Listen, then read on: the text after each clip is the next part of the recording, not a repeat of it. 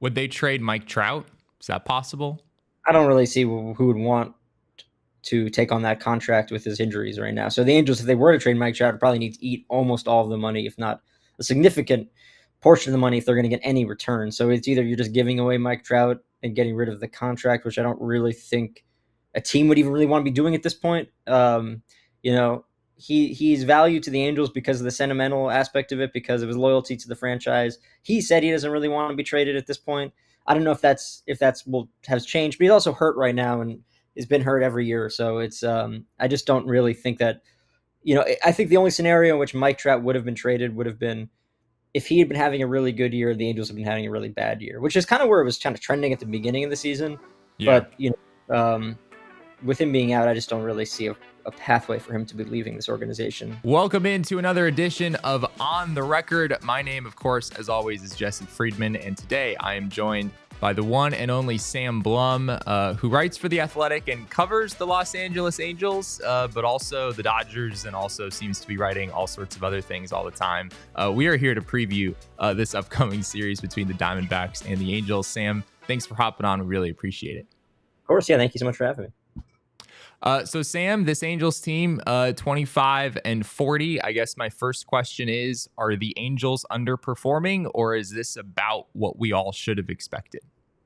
I guess it depends on your perspective. It's certainly what I would have expected. I know there was a lot of kind of like bluster and talk from, the coaches and the players and stuff as the spring. That's what you expect in spring training. But, I think anybody that was kind of looking at this realistically with their roster, the Angels didn't really do anything to make the roster better coming into the season. They decided they lost a 9-win player from a 73-win team. So it's what I think a lot of people would have expected. Certainly some of the younger players that the Angels want to see come along haven't really done that this year. Like a Mickey Moniak, Joe Adell, both having difficult years. You look at Reed Detmers sent down to AAA, Patrick Sandoval not necessarily performing well. So in order for the Angels to have been successful, I think you needed to see those those players do a lot better, and it hasn't happened. Obviously, they've had some injuries too. Mike Trout and Anthony Rendon, Brandon Drury have been out all now for quite a while. But yeah, so it's the roster is I think anybody could have seen challenges for young players as that happens, as it has happened for a while. I think people could have seen those injuries, that the players are injured quite a bit, all the time. And it just wasn't going to be. And the lack of depth in the organization has always kind of been a problem. So that's kind of where things are with the Angels. And I'm not surprised by them being 25-40. I think that's kind of, they were probably going to be one of the worst teams in the AL coming in, and that's the way they performed so far. You mentioned the 9-win player that they lost over the offseason, that, of course, being Shohei Ohtani. I guess this is sort of old news at this point, Sam.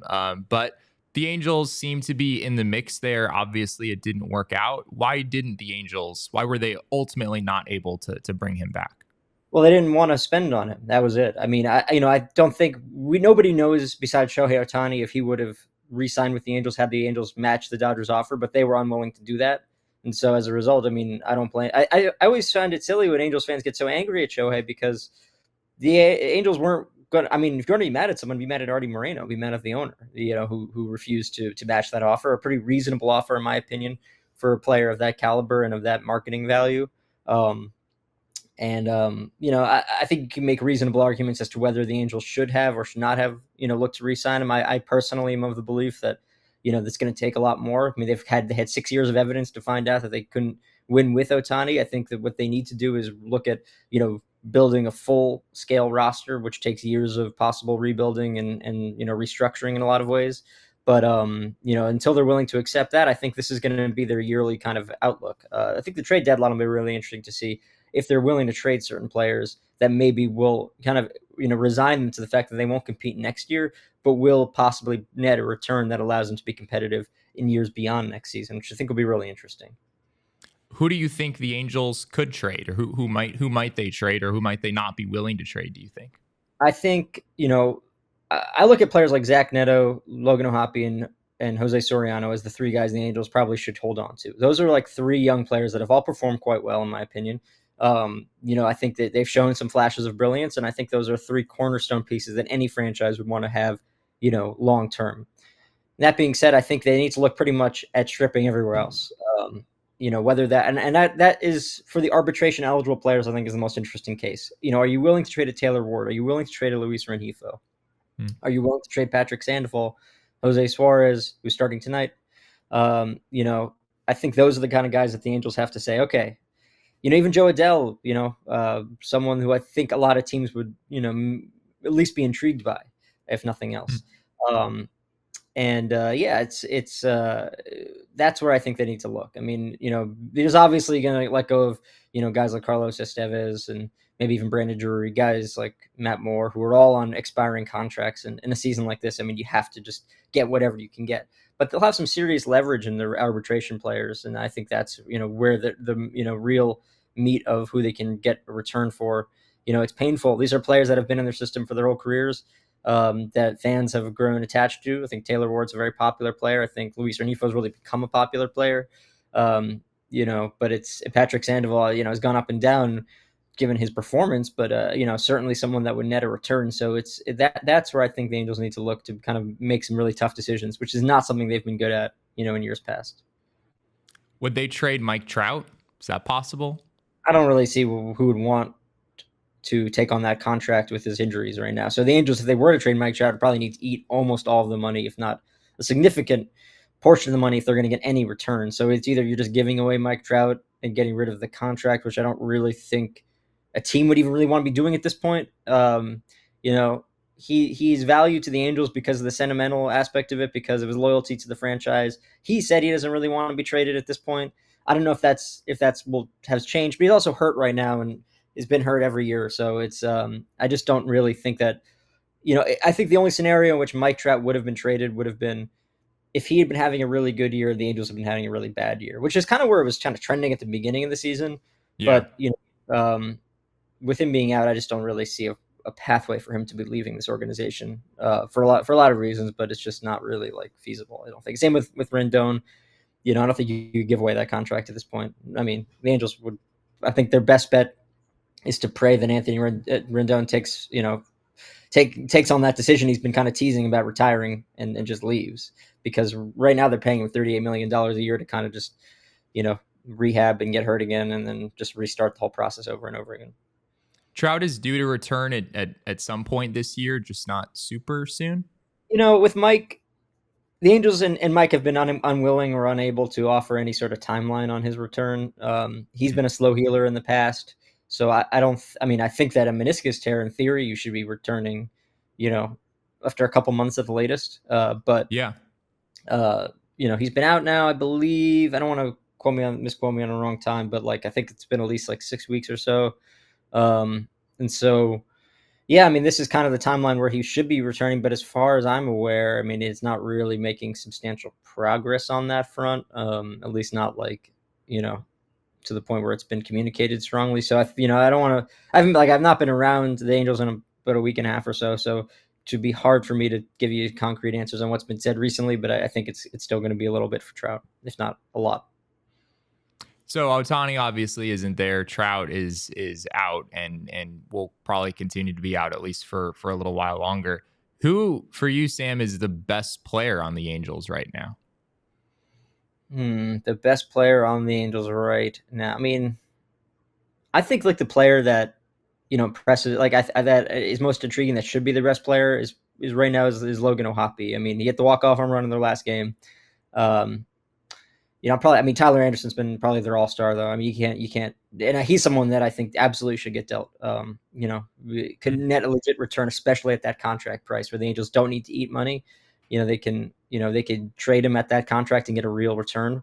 That being said, their best player, I mean, I think O'Hoppe is the guy right now. I think he's the guy you build around. I mean, that's how I look at it. Consistent, everyday stalwart. He's not had the best season yet, but he's started to come around a little bit offensively. And, he's kind of, I think, just, someone that's going to be a real leader for them, going to be the face of the franchise in years to come. I think he's embracing that and wants to be that. So to me, that's the guy. That's the dude. Zach Neto is very similar. really, it's those guys. I mean, and I mentioned Jose Soriano as someone that, like, he's not like, his numbers aren't like the best, but when I think what you've seen is like he's got a Cy Young caliber arsenal in there. It's just a matter of being able to extend that beyond 5 or 6 innings when he gets a little late in games, and he's just not, he's never thrown more than 80 innings in a pro season. So I don't know what that looks like for him going past, the halfway point of the season, how they're going to handle all that. But for right now, I mean, the way that he pitches, I mean, it's in there to him to be an elite arm. But I look at Hoppy as the dude right now to answer your question. Ron Washington, that's one acquisition that the Angels did make over the offseason. How do you think he's fit in there as manager?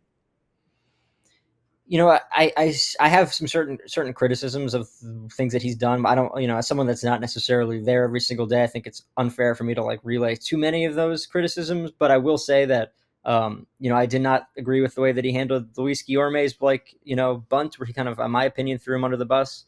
Said it's his fault, not mine. I mean, it wasn't the greatest bunt attempt on the planet, but it was a really tough at bat.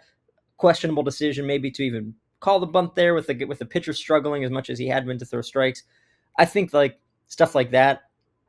I question, how, the decision making in communicating in that decision. I mean, there's a term, the on-field decisions, that I also question, but overall, I like the way that he's generally, like, I think there are a lot of instances where he's held players accountable, which I think is a really smart thing. I mean, you got to be able to do that, and you got to be willing to do that publicly too. I think there's a difference between accountability and blame. And, he crossed the line in that one instance. Overall, I think they've done a good job of, in showing the players, like, this is the amount of work that's going to need to take to be successful. It's so hard to analyze how a manager's done when he's given a roster like this. But, I'm critical overall of the job he's done. I think that there are certain things I would really think are doing really quite well, and it's just really hard to assess the overall performance given the roster. But, that's how I look around Washington right now.